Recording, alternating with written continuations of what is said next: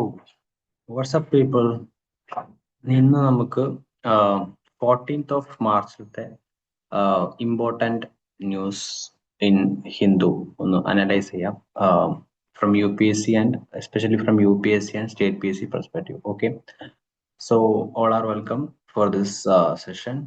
നമുക്ക് ജസ്റ്റ് നോക്കാം ഇന്നത്തെ മോസ്റ്റ് ഇമ്പോർട്ടൻറ്റ് ഒരു 3 to 4 news. Okay, so first news നമുക്ക് നോക്കാനുള്ളത് ഈ ഒരു ഹെഡിങ് ആണ്. 193 India block MPs submit a notice for removal of CEC. CEC എന്ന് പറഞ്ഞാൽ ചീഫ് ഇലക്ഷൻ കമ്മീഷണർ. സോ ഓപ്പോസിഷനെ അക്യൂസ് ചെയ്യാണ്, ചീഫ് ഇലക്ഷൻ കമ്മീഷണർ എന്താണ് ഇലക്ടോറൽ ഫ്രോഡ് നടത്തുന്നുണ്ട്, ബയാസ്ഡ് ആണ്, so free and fair election നടക്കണമെന്നില്ല എന്ന് പറഞ്ഞിട്ട് CECക്കുള്ള ഒരു CECനെ റിമൂവ് ചെയ്യാനുള്ള ഒരു നോട്ടീസ് കൊടുത്തിട്ടുണ്ട്. സോ അതിനു മുന്നേ ആ നോട്ടീസ് ഡിസ്കസ് ചെയ്യുന്നതിന് മുന്നേ എന്താണ് CEC എന്ന് പലർക്കും ഇതിൽ അറിയുന്നുണ്ടാവില്ല.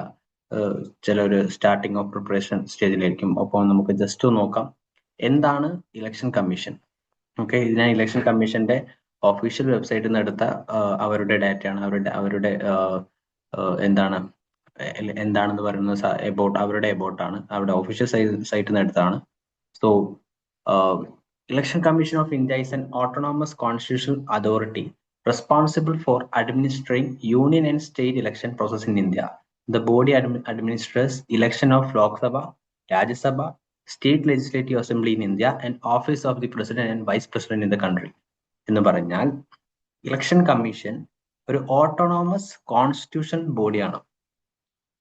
കോൺസ്റ്റിറ്റ്യൂഷൻ എക്സ്പ്ലിസിറ്റ്ലി മെൻഷൻ ചെയ്ത് കോൺസ്റ്റിറ്റ്യൂഷൻ ആർട്ടിക്കിളിൽ നിന്ന് പവർ ഡിറൈവ് ചെയ്ത് ഉണ്ടായ ഒരു ബോഡിയാണ്, ഒരു ഓട്ടോണോമസ് ആണ്. അത് ആരെയും ഇൻഡിപെൻഡന്റ് ആയിട്ട് ഒരു പാർലമെന്റ് കീഴിലോ ജുഡീഷ്യറിന്റെ കീഴിലോ ഒന്നും കീഴിൽ പ്രവർത്തിക്കുന്ന ഒരു സ്ഥാപനമല്ല, ഒരു അതോറിറ്റി അല്ല. ഒരു ഓട്ടോണോമസ്, അത് തന്നെ ഒരു ഓട്ടോണോമസ് അതോറിറ്റിയാണ്. അതിന്റെ മെയിൻ ഫംഗ്ഷൻ എന്താ? ഈ ഇലക്ഷൻ കമ്മീഷന്റെ മെയിൻ ഫംഗ്ഷൻ എന്താ? To administer the election to ലോക്സഭയിലേക്കുള്ള ഇലക്ഷൻ, രാജ്യസഭയിലേക്കുള്ള ഇലക്ഷൻ, സ്റ്റേറ്റ് ലെജിസ്ലേറ്റീവ് അസംബ്ലി എന്ന് പറഞ്ഞാൽ നമ്മുടെ MLAs, നമ്മുടെ കേരളത്തിന്റെ ഇലക്ഷൻ നടക്കാൻ പോകുന്നു അവിടേക്കുള്ള അസംബ്ലീസ്, പിന്നെ office of the president and vice president in the country, presidential election, vice presidential election ഒക്കെ അഡ്മിനിസ്റ്റർ ചെയ്യുന്നത് ആരാണ്? ഇലക്ഷൻ കമ്മീഷനാണ്. അപ്പോൾ ഒരു ഡൗട്ട് വരും, പഞ്ചായത്ത് ഇലക്ഷൻ കമ്മീഷൻ അല്ലേ എന്ന്. പഞ്ചായത്ത് ഇലക്ഷൻ നമ്മുടെ പഞ്ചായത്തിലേക്കുള്ള, നമ്മുടെ വാർഡിലേക്കുള്ള, നമ്മുടെ നഗരസഭയിലേക്കുള്ള, നമ്മുടെ കോർപ്പറേഷനിലേക്കുള്ള തിരഞ്ഞെടുപ്പ് ഇലക്ഷൻ കമ്മീഷൻ അല്ല, അത് സ്റ്റേറ്റ് ഇലക്ഷൻ കമ്മീഷനാണ്, അത് വേറെയാണ്. Okay, originally the commission had only one election commission. It currently consist of chief election commissioner and 2 election commissioners. ആദ്യം ഒരു സിംഗിൾ ബോഡി അതോറിറ്റി ആയിരുന്നു, സിംഗിൾ മെമ്പർ ബോഡി അതോറിറ്റി ആയിരുന്നു. ഇപ്പോൾ അതിൽ 3 ആൾക്കാരുണ്ട്, ഒരു ചീഫും 2 ഇലക്ഷൻ കമ്മീഷണേഴ്സും. ഓക്കെ, ദ പവേഴ്സ്, ഈ ഇലക്ഷൻ കമ്മീഷന്റെ പവർ മെയിൻലി നമ്മുടെ കോൺസ്റ്റിറ്റ്യൂഷനിലെ ആർട്ടിക്കിൾ 324 ആണ് മെൻഷൻ ചെയ്തിരിക്കുന്നത്. ഓക്കെ, 324 ആണ് നമ്മുടെ ആർട്ടിക്കിളിൽ. അത് മെയിൻലി നമ്മുടെ കോൺസ്റ്റിറ്റ്യൂഷനിൽ മെയിൻലി മെൻഷൻ ചെയ്തിരിക്കുന്നു. ഓക്കെ, ഇനി അടുത്തത് നോക്കുകയാണെങ്കിൽ ഒരു second. Okay, the election commissioner is the head of election commission. Chief election commissioner is the head of election commission of India and ensures the independence and integrity of the electoral process. ഈ chief election commissioner ആണ് head. 2 election commissioner വേറെ ഉണ്ട്. ഇതിന്റെ ഈ ബോർഡിന്റെ head എന്ന് പറഞ്ഞാൽ chief election commissioner ആണ്. ഈ chief election commission main function എന്താ?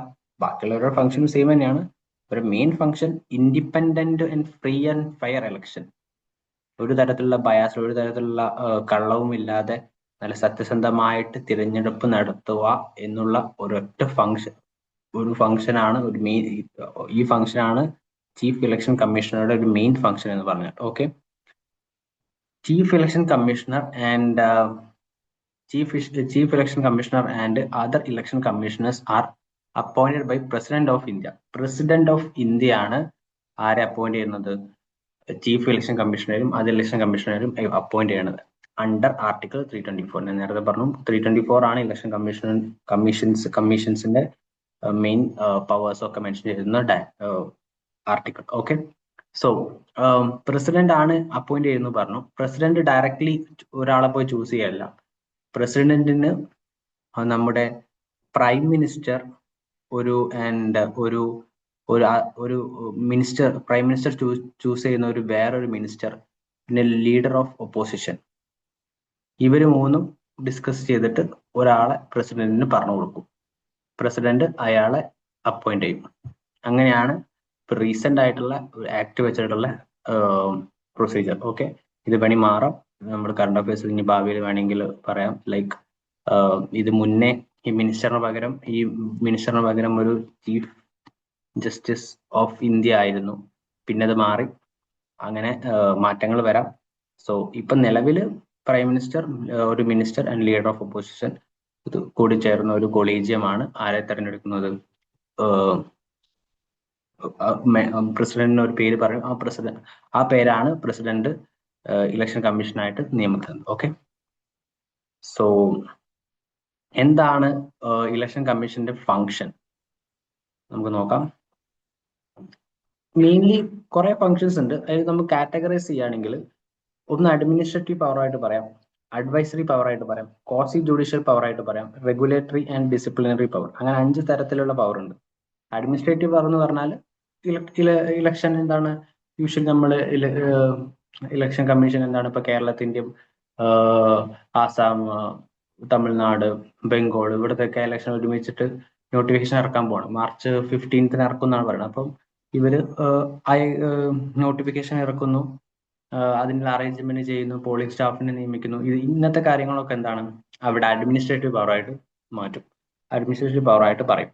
അഡ്വൈസറി എന്ന് പറഞ്ഞാൽ ലൈക്ക് നിങ്ങൾ കേട്ടിട്ടുണ്ടാവും, ഏതെങ്കിലും ഒരു മെമ്പർ അയോഗ്യനാണെന്ന് ഈ പ്രസിഡന്റിനോ അല്ലെങ്കിൽ വൈസ് പ്രസിഡന്റിനോ ഇപ്പൊ ഇലക്ഷൻ കഴിഞ്ഞതിന് ശേഷം അവരെന്തെങ്കിലും ഇലക്ടോറൽ മാൽ പ്രാക്ടീസ് നടത്തിയിട്ടുണ്ടെന്ന് തെളിയുകയാണെങ്കിൽ ഇലക്ഷൻ കമ്മീഷൻ എന്ത് ചെയ്യും? പ്രസിഡന്റിനോടും വൈസ് പ്രസിഡന്റിനോടും പറയും അവരിത് എങ്ങനെയാണ് അവരെ ഡിസ്ക്വാളിഫൈ ചെയ്യണം എന്ന് പറഞ്ഞാൽ അഡ്വൈസ് ചെയ്യും. അതൊരു അഡ്വൈസറി പവർ ആണ്. പിന്നെ ക്വാസി ജുഡീഷ്യൽ പവർ മെയിൻലി എന്താണ്? ഇതിപ്പം ഒരു പാർട്ടി സ്പ്ലിറ്റ് ചെയ്തു. അപ്പം ഒരു പാർട്ടിക്കാർ പറഞ്ഞു ഈ ചിഹ്നം ഞങ്ങൾക്ക് വേണം, മറ്റേ ഭാഗക്കാർ പറഞ്ഞു ഈ ചിഹ്നം ഞങ്ങൾക്ക് വേണം.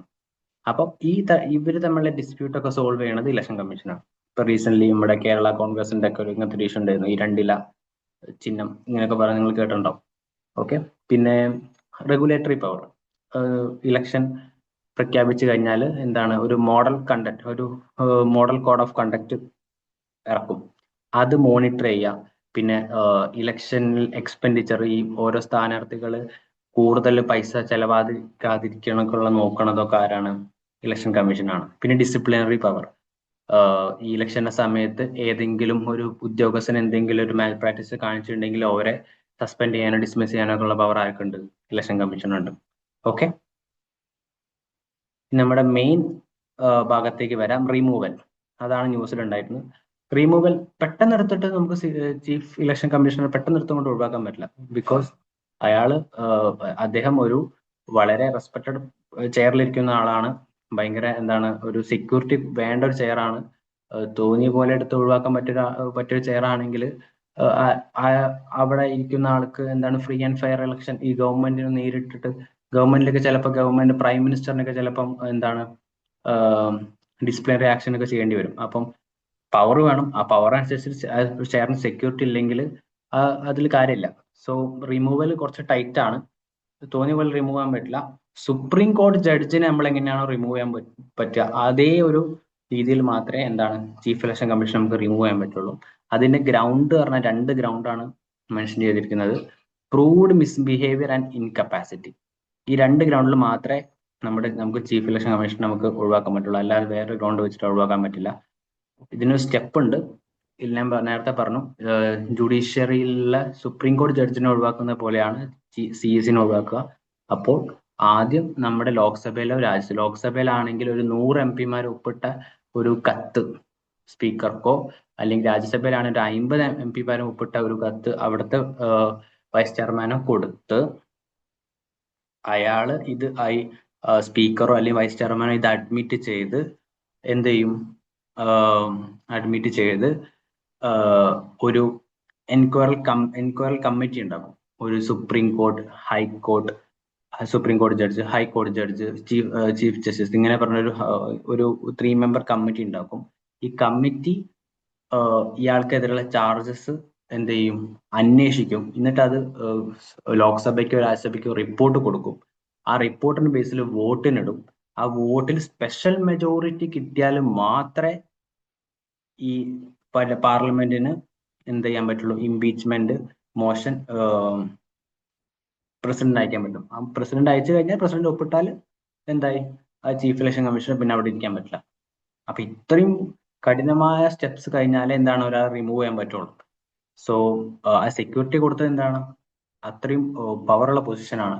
ഇലക്ഷൻ നടത്തുക എന്ന് പറഞ്ഞാൽ ഇതിപ്പം ഭയങ്കരമായിട്ടുള്ള ഡിസിപ്ലിനറി ആക്ഷൻ. ഈ നിങ്ങൾക്കറിയാം TN ശേഷൻ എന്ന് പറഞ്ഞ ചീഫ് ഇലക്ഷൻ കമ്മീഷണറൊക്കെ ഈ ഗവൺമെന്റിന്റെ പോലും അവിടുത്തെ അപ്പോഴത്തെ രാജീവ് ഗാന്ധി ഗവൺമെന്റിനെയൊക്കെ നല്ലോണം വെള്ളം കുടിപ്പിച്ചിട്ടുണ്ട്. അപ്പം അങ്ങനെ കുടിപ്പിക്കണം എന്നുണ്ടെങ്കിൽ ലൈക്ക് അവർക്കൊരു പവർ വേണം. ഇങ്ങനെ ഒരു എന്താണ് പെട്ടെന്ന് റിമൂവ് വയ്ക്കാൻ പറ്റുമോ ചെയറാണെന്നുണ്ടെങ്കിൽ ഇങ്ങനെയൊക്കെ ചെയ്യുമ്പോഴത്തേക്കും ഗവൺമെന്റ് പിടിച്ച് ഒഴിവാക്കും. സോ അതൊക്കെ തടയാൻ വേണ്ടിയിട്ടാണ് ഈ റിമൂവൽ സ്റ്റെപ്സ് ഭയങ്കരമായിട്ടുള്ള ടഫ് ആക്കിയത്. ഓക്കെ, ഇനി നമുക്ക് അടുത്ത ഇതിലേക്ക് പോവാം. Menstrual leave. എന്താണ് മെൻസ്ട്രൽ ലീവ്?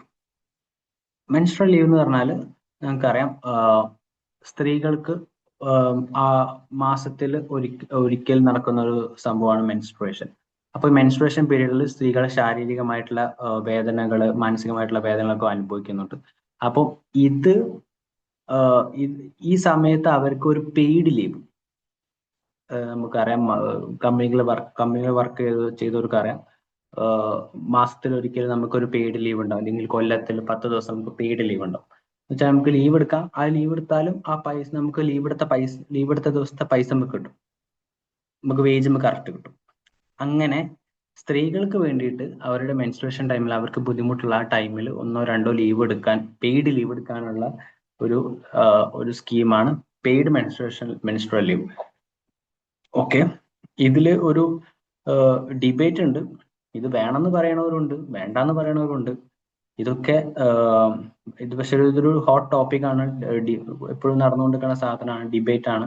ഇത് നമ്മുടെ UPSC-യിലാണെങ്കിൽ സോഷ്യൽ ജസ്റ്റിസ് സൊസൈറ്റിയിലൊക്കെ ചോദിക്കാൻ ചാൻസ് ഉണ്ട്, ഇത് വേണോ വേണ്ടേ എന്നുള്ള സാധനം. അപ്പൊ ഇത് നമ്മൾ എപ്പോഴും ഒരു ബാലൻസ്ഡ് ആയിട്ടുള്ള ഒരു സാധനം, ഒരു വേ നോക്കണം. വേണമെന്നും പറയാനും പറ്റില്ല, വേണ്ടാന്നും പറയാനും പറ്റില്ല. രണ്ടിനും അതിൻ്റെതായിട്ടുള്ള എഗെയിൻസ്റ്റും അഡ്വാൻറ്റേജസും ഡിസഡ്വാൻറ്റേജസ് ഉണ്ട്. ഓക്കെ, അപ്പം അഡ്വാൻറ്റേജ് നമുക്ക് നോക്കാം. എന്താണ് അഡ്വാൻറ്റേജസ്? ഇങ്ങനെ ഒരു ലീവ് കൊടുക്കുകയാണെങ്കിൽ ആർട്ടിക്കിൾ 15(3)ലും 46-ലും നമ്മളെ കോൺസ്റ്റിറ്റ്യൂഷൻ പറയുന്നത് സ്ത്രീകൾക്ക് സ്പെഷ്യൽ ആയിട്ടുള്ള കുറച്ച് കെയർ വേണം, സ്പെഷ്യൽ ആയിട്ടുള്ള പ്രൊവിഷൻ വേണം അവരുടെ ഡിഗ്നിറ്റിക്കും അവരുടെ സപ്പോർട്ടിനും വേണ്ടിയിട്ട്. അപ്പം ഇങ്ങനെ ഒരു സ്പെഷ്യൽ ഒരു ലീവ് കൊടുക്കുകയാണെങ്കിൽ, സ്പെഷ്യൽ മെൻസ്ട്രുവൽ ലീവ് കൊടുക്കുകയാണെങ്കിൽ ഈ ഒരു കോൺസ്റ്റിറ്റ്യൂഷൻ മാൻഡേറ്റ് അത് പൂർത്തീകരിക്കാം. ഓക്കെ, പിന്നെ ജെൻഡർ സ്റ്റീരിയോടൈപ്സ് ഉണ്ട്. ഈ മെൻസ്ട്രുവേഷൻ അഗ്ലിയാണ്, ഡേർട്ടിയാണ്, അത് എന്താണ്, അത് ഇംപ്യൂർ ആണ്, അത് മോശമാണ്, ഇങ്ങനെയൊക്കെ ഒരു സ്റ്റീരിയോ ടൈപ്പ് ഉണ്ട്. അപ്പൊ നമ്മൾ അത് നമുക്ക് നോർമലൈസ് ചെയ്യാൻ പറ്റും. ഇങ്ങനെ ഒരു ലീവ് കൊടുക്കുകയാണെങ്കിൽ നമുക്ക് അത് നോർമലൈസ് ചെയ്യാൻ പറ്റും. ഓക്കെ, പിന്നെ ഈ സമയത്ത് എക്സ്ട്രീം ആയിട്ടുള്ള ഹൈജീൻ വേണം. അല്ലെങ്കിൽ ഈ സമയത്ത് അവർക്ക് നല്ല നല്ല നല്ല ക്ലീൻ ടോയ്ലറ്റോ അല്ലെങ്കിൽ നല്ല റണ്ണിങ് വാട്ടറോ നല്ല സാനിറ്ററി പാഡോ ഒന്നും കിട്ടിയില്ലെങ്കിൽ ഇൻഫെക്ഷൻ ആവാൻ ചാൻസ് ഉണ്ട്. അപ്പം ഇത് എല്ലാ ഓഫീസിലും എല്ലാ സമയത്തും നമുക്ക് ഇത് അവൈലബിൾ ആക്കിക്കോളാൻ പറ്റണം എന്നില്ല.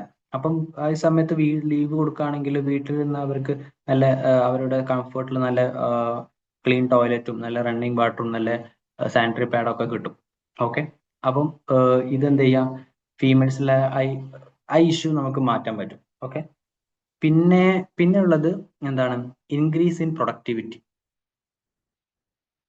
അവർക്ക് ലീവ് കിട്ടി, വുമൻസ് ആ ദിവസം വീട്ടിലിരുന്ന് അവരുടെ ശാരീരിക ആവശ്യങ്ങൾ മാറ്റി തിരിച്ചു വരുമ്പോൾ അവർക്കൊരു ഉന്മേഷം കിട്ടും.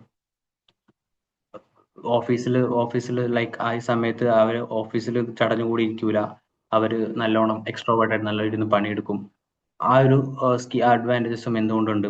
മെൻസ്ട്രൽ ലീവിന് കൊണ്ടുണ്ട്. പിന്നെന്താണ്? Alleviation of mental stress.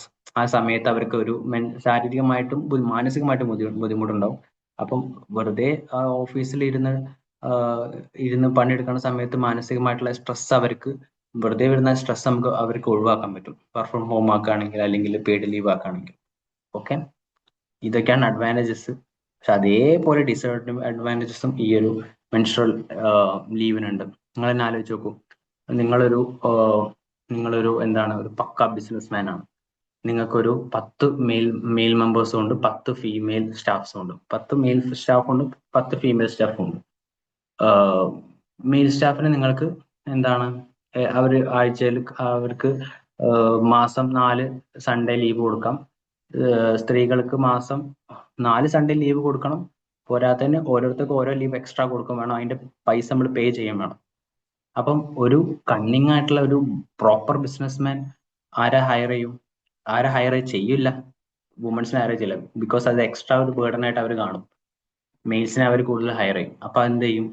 അവരുടെ മെൻസ്ട്രൽ അപ്പൊ ഈ കാരണം കൊണ്ട് അവർക്ക് ഹയറിംഗ് പ്രോസസ്സ്, ഫീമെയിൽസിലെ ഹയറിംഗ് പ്രോസസ്സ് കുറയും.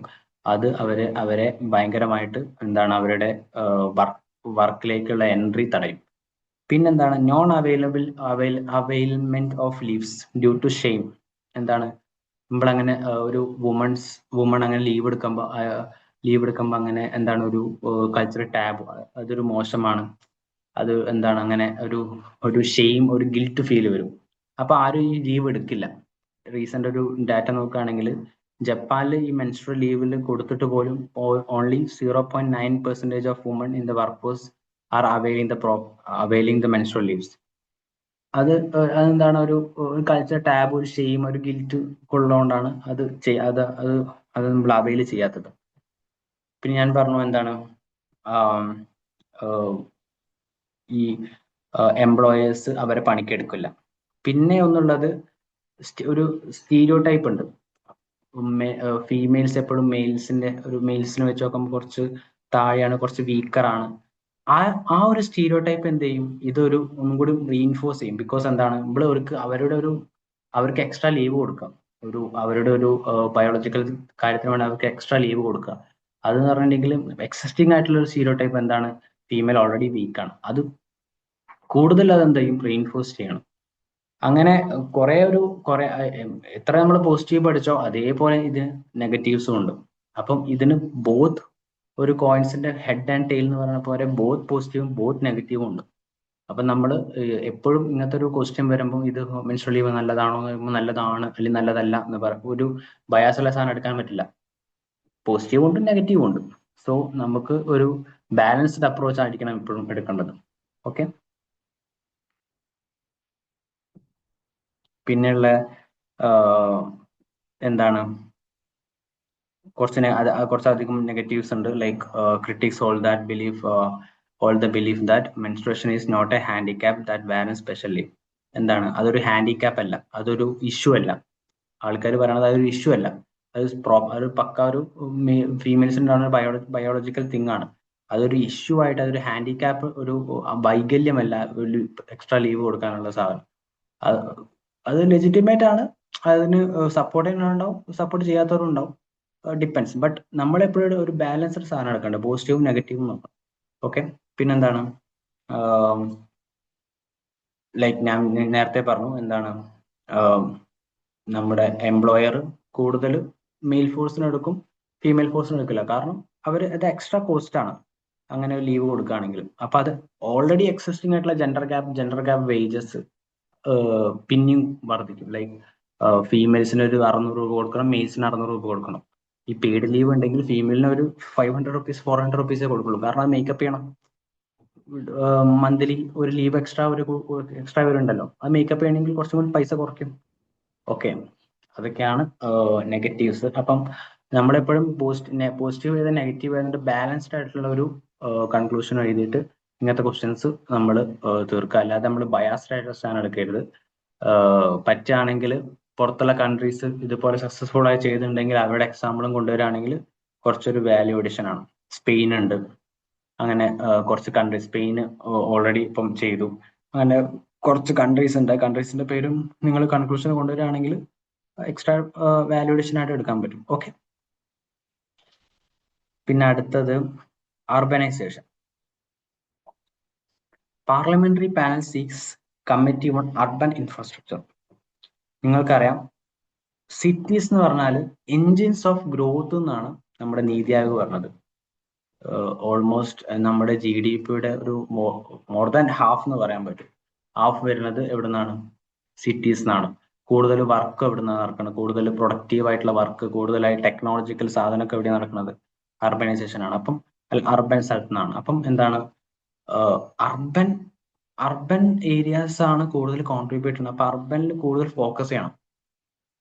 കൂടുതൽ പോപ്പുലേഷൻ അങ്ങോട്ടാണ് വരുന്നത്, കൂടുതൽ വർക്ക് അവിടെയാണ് നടക്കുന്നത്. അപ്പൊ കൂടുതൽ ഇൻഫ്ര അങ്ങോട്ടാ ഫോക്കസ് ചെയ്യേണ്ടത്, കൂടുതൽ ഗവൺമെന്റ് സർവീസ് അങ്ങോട്ടാ ഫോക്കസ് ചെയ്യേണ്ടത് അർബൻ സ്ഥലത്തേക്കാണ്, അർബൻ ഇൻഫ്രാസ്ട്രക്ചറിലേക്കാണ് കൂടുതൽ മണി നമ്മൾ പമ്പ് ചെയ്യേണ്ടത്. അപ്പൊ അതിനൊരു കമ്മിറ്റി വേണമെന്നാണ് പാർലമെന്റ് പാനൽ പറയണത്. ഓൾറെഡി നിങ്ങൾക്ക് അറിയാം, നിങ്ങൾ പേപ്പർ വായിച്ചിട്ടുണ്ടാവും മുന്നേ. കേരളമാണ് ഇന്ത്യയിലെ first state in India to make an commission exclusive for urban areas. Like urban commission ആദ്യമായിട്ട് ഇന്ത്യയിൽ ഒരു സ്റ്റേറ്റ് ഉണ്ടാക്കിയിട്ടുണ്ടെങ്കിൽ അത് കേരളമാണ്. ഈ ഫെബ്രുവരിയിലോ കഴിഞ്ഞ ജനുവരിയിലോ ആണോ എനിക്ക് ഡൗട്ട് ഉണ്ട്. എന്തായാലും 2026 കേരള ഗവൺമെന്റ് അങ്ങനത്തെ സാധനം ഉണ്ടാക്കിയത്. ഫസ്റ്റ് ഇൻ ഇന്ത്യ ആണ്. ഓക്കെ.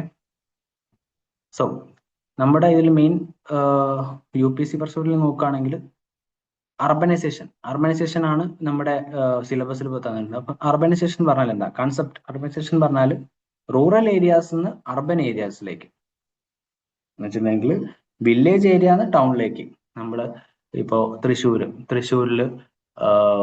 തൃശ്ശൂരിന്റെ ഒരു പീച്ചി അല്ലെങ്കിൽ ചിമ്മിനി വൈൽഡ് ലൈഫ് സാങ്ച്വറി, ഈ ഭാഗത്ത് താമസിക്കുന്ന ആൾക്കാർ അവിടം വിട്ടിട്ട് തൃശ്ശൂർ കോർപ്പറേഷൻ ലിമിറ്റിലേക്ക് ചേക്കേറി അവിടേക്ക് താമസം മാറ്റുക. അതിനാണ് എന്ത് പറയാം? അർബനൈസേഷൻ എന്ന് പറയാം. Okay.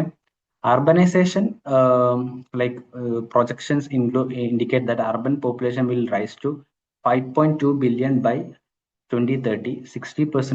60% of global population. Global പോപ്പുലേഷന്റെ 60% ആൾക്കാര് 2030 കൂടി അർബൻ സെന്റേഴ്സിലാണ് താമസിക്കുക. നിങ്ങൾക്കറിയാം, പണ്ട് നിങ്ങൾ എവിടെ താമസിച്ചത്, ഇപ്പോൾ എവിടെ നിങ്ങൾ താമസിച്ച് നോക്കിയാൽ മതി. പണ്ട് നിങ്ങൾ താമസിച്ച സ്ഥലം ഒരു പ്രോപ്പർ വില്ലേജ് ഏരിയ ആയിരിക്കും. ഇതിൽ പലരും, എല്ലാവരും പറയില്ല, ഇതിൽ പലരും. ഇപ്പോൾ ആ സ്ഥലം എന്താണ്? നിങ്ങൾ പക്കാട്ട നിങ്ങൾ ഹോസ്റ്റലിലോ അല്ലെങ്കിൽ നിങ്ങൾ ടൗൺ ലിമിറ്റിലുള്ള ഏതെങ്കിലും സ്ഥാപനത്തിൽ വർക്ക് ചെയ്യോ അങ്ങനെ എന്തെങ്കിലും ആയിരിക്കും. അപ്പം ആ ചേഞ്ച് കുറച്ചും കൂടി ഒരു 4 കൊല്ലം കൂടി കഴിഞ്ഞാൽ ഒബ്വിയസ്ലി കുറെ ആൾക്കാർ വില്ലേജിൽ നിന്ന് വിട്ടിട്ട് ഇങ്ങോട്ട് വരും, അർബൻ സ്ഥലത്തേക്ക് വരും. എന്തിനാണ് അങ്ങനെ വരുന്നത്? എന്തിനാണ് നമ്മൾ വില്ലേജ് ഒഴിവാക്കിയിട്ട് അർബൻ സ്ഥലത്തേക്ക് വരുന്നത്? എന്തുകൊണ്ടായിരിക്കാം അതിന്റെ റീസൺസ്? ഒന്ന്, ഒബ്വിയസ്ലി എക്കണോമിക്. വില്ലേജ് ഏരിയയിൽ ഒരുപാട് നമുക്ക് സ്കോപ്പ് ഉണ്ടാവില്ല വർക്ക് ചെയ്യാൻ. ഇതിപ്പം വയനാട്ടിലുള്ള ഒരു ഗ്രാമത്തിൽ ജനിച്ച ഒരു കുട്ടിക്ക് അവിടുത്തെ കർഷകനാവാം, അവിടെ കുരുമുളകും ഏലവും ഒക്കെ ഉണ്ടാക്കുന്ന കർഷകനാവാം, അല്ലെങ്കിൽ അവിടുത്തെ നാട്ടിലുള്ള ചെറിയ പണി ചെയ്യുന്ന അങ്ങനത്തെ ആ ഒരു സർക്കിൾ അല്ലാതെ എക്സ്ട്രാ ഒരു സൈബർ സെക്യൂരിറ്റി സ്പെഷ്യലിസ്റ്റോ അല്ലെങ്കിൽ ഒരു ഡാറ്റ അനലിസ്റ്റോ ഒന്നും ആവാനുള്ള ഒരു സ്കോപ്പ് ഇല്ല. ഇങ്ങനെയൊക്കെ ആവണമെന്നുണ്ടെങ്കിൽ തൊട്ടടുത്തുള്ള സിറ്റിയിലേക്കോ കോഴിക്കോടോ അല്ലെങ്കിൽ ബാംഗ്ലൂരിലേക്കൊക്കെ മൈഗ്രേറ്റ് ചെയ്യേണ്ടി വരും. കൂടുതൽ നമ്മുടെ പോപ്പുലേഷൻ അങ്ങോട്ട് മൈഗ്രേറ്റ് ചെയ്യണം. എന്തുകൊണ്ടാണ്? കൂടുതൽ എംപ്ലോയ്മെന്റ് ഓപ്പർച്യൂണിറ്റി ഉണ്ട്. അപ്പം റീസൺസ് ഫോർ അർബനൈസേഷൻ നോക്കുകയാണെങ്കിൽ എക്കണോമിക് ഓപ്പർച്യൂണിറ്റി ആണ് ആദ്യത്തേത്. പിന്നെ ട്രേഡ് ആൻഡ് ഇൻഡസ്ട്രികൾ കൂടുതൽ എവിടെയാണ്? അർബൻ ഏരിയയിലാണോ റൂറൽ ഏരിയയിലാണോ? അർബൻ ഏരിയയിലാണ്. കൂടുതൽ മുംബൈയിലേക്കും, പണ്ട് നമ്മുടെ നാട്ടിൽ നിന്ന് കുറെ ആൾക്കാർ കൽക്കട്ടയിൽ പോയി താമസം മാറ്റിയാണ് മുംബൈയിലേക്ക്. എൻ്റെ ഒക്കെ കുറെ ഫാമിലി മെമ്പേഴ്സ് മുംബൈ, കൽക്കട്ട സ്ഥലത്തേക്ക് പണ്ട് 1980s പോയിട്ടായിരുന്നു. എന്തുകൊണ്ടാണ് അങ്ങോട്ട് പോയത്? അവിടെ ഇൻഡസ്ട്രികൾ കൂടുതലുണ്ട്, അവിടെ വർക്ക് കൂടുതലുണ്ടാവും, അപ്പൊ അങ്ങോട്ട് മാറി. സിമ്പിൾ. പിന്നെ എഡ്യൂക്കേഷൻ. നമുക്കറിയാം, നമ്മൾ +2 വരെ നമ്മുടെ നാട്ടിൽ പഠിക്കും. +2 കഴിഞ്ഞ് നമ്മൾ എങ്ങോട്ടാ പോകാം? ഗ്രാജുവേഷന് നമ്മൾ IIT അല്ലെങ്കിൽ NITs അല്ലെങ്കിൽ വേരിയസ് എഞ്ചിനീയറിംഗ് കോളേജൊക്കെ മെയിൻലി ഫോക്കസ് ചെയ്യണത് എവിടെയാണ്? മെയിൻ ടയർ 1 സിറ്റി അല്ലെങ്കിൽ ടയർ 2 സിറ്റീസിലായിരിക്കും. ചെന്നൈ, ബാംഗ്ലൂർ, കോയമ്പത്തൂർ, കാലിക്കറ്റ്, തിരുവനന്തപുരം, കൊച്ചി, ഇവിടെയൊക്കെ സ്ഥലത്തേക്ക് പോയിട്ട് നമ്മൾ പഠിക്കണ്ടാവാം. അപ്പൊ എന്താണ്, കൂടുതൽ ആൾക്കാർ അർബൻ സ്ഥലത്തേക്ക് വരിക. Education is also the reason. പിന്നെ എന്താണ്, ബെറ്റർ ലൈഫ് സ്റ്റൈൽ. വില്ലേജിൽ കിട്ടുന്ന സൗകര്യങ്ങളാവില്ല നമുക്ക് അർബനിൽ കിട്ടുന്നത്. വില്ലേജ് നമുക്ക് മാക്സിമം ഒരു വീട് ഉണ്ടാക്കാൻ പറ്റും, ഒരു കാർ വാങ്ങാൻ പറ്റും, ഇങ്ങനത്തെ ഒരു ബേസിക് സാധനം മാത്രമേ കിട്ടുള്ളൂ. നല്ല ഹൈ സ്പീഡ് വൈഫൈയോ അല്ലെ ഹൈ സ്പീഡ് ഇന്റർനെറ്റ് കണക്ഷനും, പിന്നെന്താണ് മറ്റു പല ലക്ഷറി മാൾസ്, ലക്ഷറി ആയിട്ടുള്ള സാധനങ്ങളൊക്കെ കൂടുതൽ എവിടെയാണ് കിട്ടുക? സിറ്റീസിലാണ് കിട്ടുക. ഹോസ്പിറ്റൽസ് എവിടെയാണ് കിട്ടുക? കൂടുതലും സിറ്റീസിലാണ് കിട്ടുക. അപ്പൊ എന്താണ്, ആൾക്കാർ ബെറ്റർ ലൈഫ് സ്റ്റൈൽ നോക്കിയിട്ട് കൂടുതൽ ആൾക്കാർ അർബൻ സ്ഥലത്തേക്ക് വരും. സിമ്പിൾ. പിന്നെ മൈഗ്രേഷൻ, നിങ്ങൾക്കറിയാം, മൈഗ്രേഷൻ എന്ന് പറയുമ്പോൾ നമുക്ക് എന്ത് പറയാം, ഈ മാരേജ് കഴിഞ്ഞിട്ടുള്ള മൈഗ്രേഷൻ അത് പറയാം. മെയിൽസിന്റെ വീട്ടിലേക്ക് വരുമ്പോൾ ഫീമെയിൽസ് ചിലപ്പം വില്ലേജ് ഏരിയയിലായിരിക്കും. അവര് എങ്ങോട്ട് വരും? മെയിൽസിന്റെ വീട്ടിൽ, അല്ലെങ്കിൽ ഗ്രൂമിന്റെ ഗ്രൂമിന്റെ പണി എന്തായിരിക്കും? ബാംഗ്ലൂരിൽ ചിലപ്പോൾ എഞ്ചിനീയർ ആയിരിക്കും, അല്ലെങ്കിൽ സോഫ്റ്റ്വെയർ ആയിട്ടുള്ള എന്തെങ്കിലും ആയിരിക്കും. അപ്പൊ അവരെ കൂടെ അങ്ങോട്ട് വരുമ്പോൾ അർബനൈസേഷൻ വരികയാണ്. ഫീമെയിൽസ് വില്ലേജിൽ നിന്ന് എങ്ങോട്ട് വരികയാണ്? റൂറൽ സൈഡിലേക്ക് വരികയാണ്.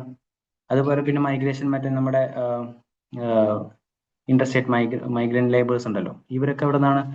ബീഹാർ, ഒഡീഷ എന്നൊക്കെ പോലത്തെ അവിടത്തേക്ക് ഒരു ഗ്രാമത്തിൽ നിന്ന് നമ്മുടെ നാട്ടിൽ, നമ്മുടെ തൃശ്ശൂർ അല്ലെങ്കിൽ എറണാകുളം, ഇവിടുത്തെ ഇങ്ങനത്തെ ടൗണിൽ അവിടെ ഫ്ലാറ്റ് ഉണ്ടാക്കാൻ അവിടുത്തെ കൺസ്ട്രക്ഷൻ ലേബേഴ്സ് ആയിട്ട് വരികയാണ്. അപ്പൊ കൂടുതൽ ആൾക്കാർ അർബൻ സൈഡിലേക്ക് വരികയാണ്. അപ്പൊ എന്താണ്, അർബനൈസേഷൻ നടന്നുകൊണ്ടിരിക്കുകയാണ്. ഇതൊക്കെയാണ് മെയിൻ റീസൺസ്. ഓക്കെ. പിന്നെ ഗവൺമെന്റിന്റെ കുറച്ച് ഇനീഷ്യേറ്റീവ് ഉണ്ട്, കുറച്ച് പ്രൊജക്ട് ഉണ്ട്. Smart city Kochi, smart city കുറെ കാലമായി കൊച്ചി സ്മാർട്ട് സിറ്റി. പിന്നെ അമൃത്, പിന്നെന്താണ് പ്രധാനമന്ത്രി ആവാസ് യോജന, വീടുണ്ടാക്കുന്നത് അർബൻ ഏരിയയിൽ. പിന്നെ ആസ്പിറേഷണൽ ഡിസ്ട്രിക്ട് പ്രോഗ്രാം, നീതി ആയോഗിന്റെ ആസ്പിറേഷണൽ ഡിസ്ട്രിക്ട് പ്രോഗ്രാം. പിന്നെ Deen Dayal Antyodaya Yojana, national urban livelihood mission ഉണ്ട്, റൂറൽ ലൈവ്ലിഹുഡ് മിഷൻ ഉണ്ടായാല് നാഷണൽ അർബൻ ലൈവ്ലിഹുഡ് മിഷൻ. നിങ്ങൾ കണ്ടിട്ടുണ്ടാവും കുടുംബശ്രീ വക ഹോട്ടലൊക്കെ നാഷണൽ അർബൻ ലൈവ്ലിഹുഡ് മിഷന്റെ ബോർഡൊക്കെ വെച്ചിട്ട്. ഓക്കെ. പിന്നെ SDG 11, സസ്റ്റൈനബിൾ ഡെവലപ്മെന്റ് ഗോൾ 11 പറയുന്നത് ഒരു സസ്റ്റൈനബിൾ ആയിട്ടുള്ള ഒരു അർബൻ ഇൻഫ്രാസ്ട്രക്ചർ ഉണ്ടാക്കാനാണ്. പിന്നെന്താണ് കേരള അർബൻ കമ്മീഷൻ. ഇത് ഒരു കേരള സ്പെസിഫിക് ആണ്. അത് നിങ്ങളുടെ UPSC ആൻസറിൽ എഴുതുമ്പോൾ കുറച്ചും കൂടി വാല്യൂ അഡിഷൻ വരുള്ളൂ. നിങ്ങൾക്ക് മാർക്ക് കുറയൊന്നുമില്ല. അങ്ങനെ കുറച്ച് ഇനീഷ്യേറ്റീവ്സ് ഉണ്ട് റിലേറ്റഡ് ടു അർബനൈസേഷൻ. ഓക്കെ. പിന്നുള്ളതാണ് ചാലഞ്ചസ്.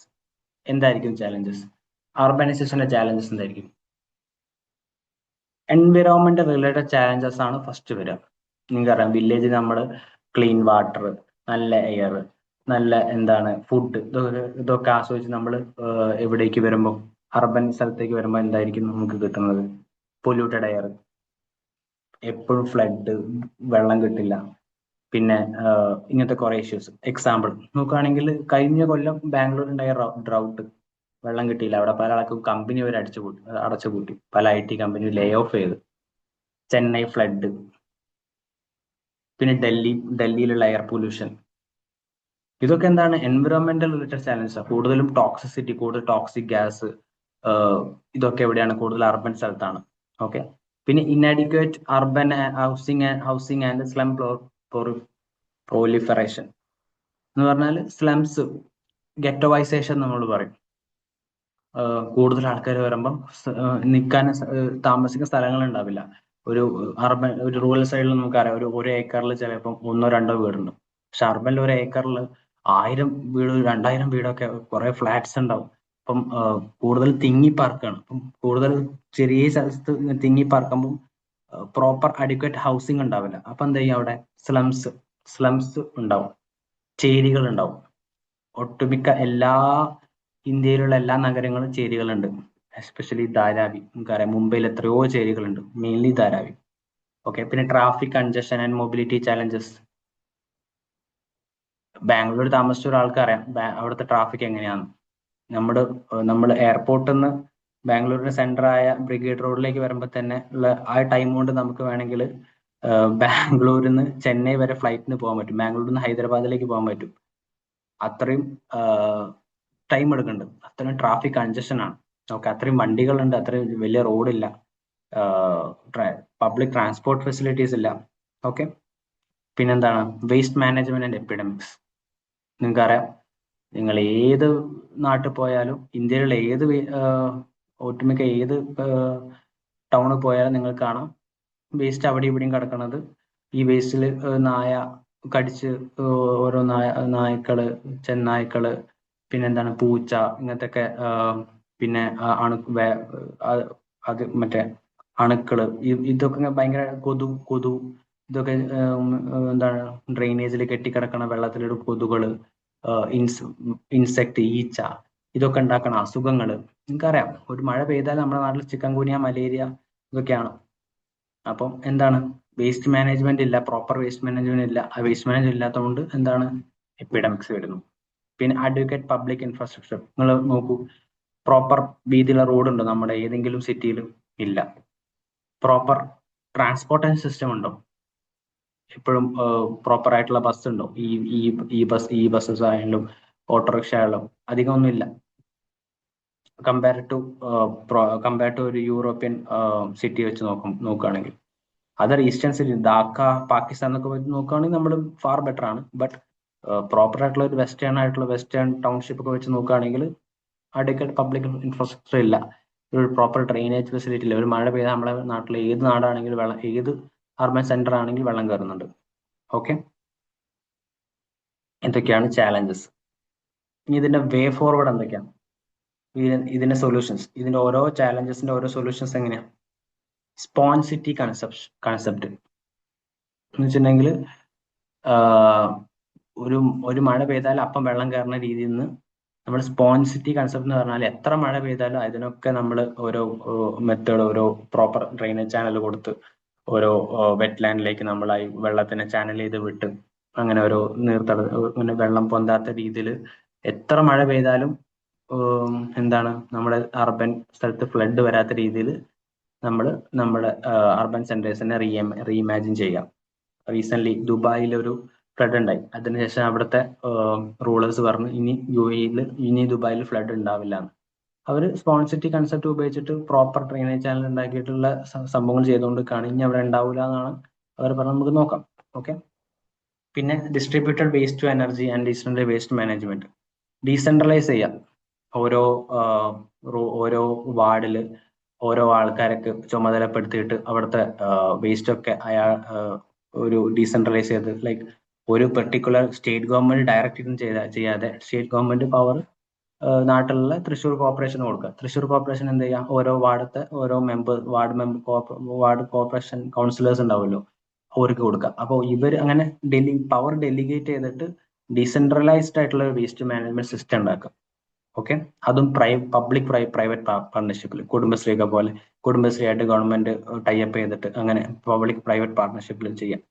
ഓക്കെ, പിന്നെ smart water management and recycling infrastructure. ഈ ഡ്രെയിനേജ് ചാനലിലൊക്കെ നമ്മുടെ പല ടൗണത്തെ പല ഓഫീസിലും വാട്ടർ ഡിസ്ചാർജുകൾ ഉണ്ടാവും. അപ്പം ഈ ഡിസ്ചാർജിലെ വാട്ടർ ഒക്കെ പ്രോപ്പർ ആയിട്ട് ഡ്രെയിനേജ് ചാനലിൽ കൂടെ നമ്മൾ എന്ത് ചെയ്യുക, ട്രീറ്റ് ചെയ്യാം. നമ്മൾ സീവേജ് ട്രീറ്റ്മെന്റ് കൂടെ അത് ട്രീറ്റ് ചെയ്യാം. എന്നിട്ട് അത് റീസൈക്കിൾ ചെയ്യുക. ആ റീസൈക്കിൾ ചെയ്ത വാട്ടർ നമ്മുടെ നാട്ടിൽ, നമ്മളെ ടൗണിൽ പല വീട്ടിൽ ചെടി നനയ്ക്കാൻ, ഇങ്ങനത്തെ പല ആവശ്യങ്ങൾക്കും, ഇങ്ങനത്തെ ഡയറക്റ്റ് ഡ്രിങ്കിങ് കൺസെപ്ഷൻ അല്ല, ചെടി നനയ്ക്കാൻ അല്ലെങ്കിൽ ക്ലീനിങ് പർപ്പസ്, ഇങ്ങനത്തെ പർപ്പസിന് എന്ത് ചെയ്യാം, ഇങ്ങനത്തെ റീസൈക്കിൾഡ് വാട്ടർ ഉപയോഗിക്കാം. ഓക്കെ, പിന്നെ smart city infrastructure, public transport system, നേരത്തെ പറഞ്ഞ PPP മോഡൽ ഇൻഫ്രാസ്ട്രക്ചർ. പിന്നെ പ്രോപ്പർ ആയിട്ടുള്ള പവർ ആർക്ക് കൊടുക്കാം? അർബൻ ലോക്കൽ ബോഡി എന്ന് വെച്ചിട്ടുണ്ടെങ്കിൽ നമ്മുടെ കോർപ്പറേഷന് കൊടുക്കുക. ബാംഗ്ലൂർ ആണെങ്കിൽ ബാംഗ്ലൂരിലുള്ള ഒരു അതോറിറ്റി ഉണ്ട്, ബാംഗ്ലൂർ മെട്രോ അതോറിറ്റി, BBMA. അങ്ങനെ പ്രോപ്പർ ആയിട്ടുള്ള delegation, proper devolution of power. Finance ആണെങ്കിൽ ഡയറക്റ്റ് ആയിട്ട് ഇങ്ങനത്തെ അർബൻ ലോക്കൽ ബോഡീസിന് കൊടുക്കുക, rather than spending from top to bottom. എന്ന് വെച്ചിട്ടുണ്ടെങ്കിൽ സെൻട്രൽ ഗവൺമെന്റ് ഡയറക്റ്റ് പൈസ ഇൻവെസ്റ്റ് ചെയ്യാതെ ഇങ്ങനത്തെ അർബൻ ലോക്കൽ ബോഡീസിന് പൈസ കൊടുത്തിട്ട് ഓർക്ക് ഫിനാൻസ് ചെയ്തിട്ട് ഓരെ കൊണ്ട് ചെയ്യിപ്പിക്കാം. അങ്ങനെയാകുമ്പോൾ ഒരു പെട്ടെന്ന് ഇങ്ങനത്തെ അർബൻ ലോക്കൽ ബോഡി എന്ത് ചെയ്യും, പെട്ടെന്ന് നമ്മുടെ നാട്ടിലെ അർബൻ ലോക്കൽ ബോഡീസിലുള്ള ആൾക്കാർ എന്ന് പറഞ്ഞാൽ നമ്മളെ കോർപ്പറേഷൻ കൗൺസിലേഴ്സ്, ഓരെ നമ്മൾ എന്നും കാണുന്നതാണ്. അപ്പോൾ ഓരോ കയ്യിലാ പൈസ കിട്ടണമെന്ന് വെച്ചിട്ടുണ്ടെങ്കിൽ ഒരു നല്ല അക്കൗണ്ടബിൾ ആയിട്ട് ചെലവാക്കും. ഇപ്പൊ സെൻട്രൽ ഗവൺമെന്റ് ഡയറക്റ്റ് ഒരു MP അല്ലെങ്കിൽ ഒരു മന്ത്രി ഡയറക്റ്റ് വന്നിട്ട് നമ്മുടെ നാട്ടിൽ ഇൻവെസ്റ്റ് ചെയ്യുമ്പോൾ അയാൾ ഇടയ്ക്ക് വന്ന് ഇൻവെസ്റ്റ് ചെയ്ത്, മന്ത്രിക്കാണെങ്കിൽ നമ്മുടെ നാട്ടിൽ വന്ന് ഇൻവെസ്റ്റ് ചെയ്തുകൊണ്ട് പോകും. നമ്മൾ അയാളെ എപ്പോഴും കാണില്ല. പക്ഷെ കൗൺസിലേഴ്സ് അങ്ങനെയല്ല, എപ്പോഴും നമ്മുടെ കൂടെ ഉണ്ടാവും. അപ്പൊ അയാൾ നമ്മളെ എപ്പോഴും കാണാൻ നമ്മൾ അക്കൗണ്ടബിൾ ആണ്. അപ്പൊ നമുക്ക് എപ്പോഴും ക്വസ്റ്റ്യൻ ചെയ്യാൻ പറ്റും. അപ്പം അഴിമതി ഇങ്ങനത്തെ സാധനങ്ങൾ കുറയും. അപ്പം കൂടുതൽ പവർ എന്ത് കൊടുക്കണം, അർബൻ ലോക്കൽ ബോഡീസിന് കൊടുക്കണം. ഓക്കെ, ഇതൊക്കെയാണ് ഇതിന്റെ വേ ഫോർവേഡ്. സോ ഇതാണ് അർബനൈസേഷൻ പറഞ്ഞ ടോപ്പിക്. അങ്ങനെ ഒരു ഇതാണ് ഇന്ന് കണ്ട ഒരു ഇമ്പോർട്ടന്റ് ആയിട്ടുള്ള ന്യൂസ്. So signing off. ഇത്രയോളം. എന്തെങ്കിലും ഡൗട്ട് ഉണ്ടെങ്കിൽ മെസ്സേജ് ചെയ്യാം. ആനന്ദ IAS അക്കാഡമിക്ക് മെസ്സേജ് ചെയ്യാം. Okay, by.